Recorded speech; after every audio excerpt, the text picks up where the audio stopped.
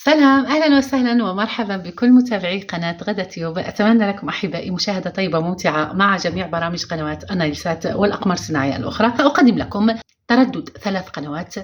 أحبائي سأقدم لكم تردد بعد الصلاة على الحبيب المصطفى سيدنا محمد صلى الله عليه وآله وسلم، عليه أفضل الصلاة وأزكى التسليم. إذن أحبائي، من القائمة الرئيسية مني ونختار التركيب ثم قائمة الترددات، ثم نضيف التردد 1 2 1 30. معدل ترميز كما هو موجود على الشاشة 30,000. الاستقطاب عمودي في.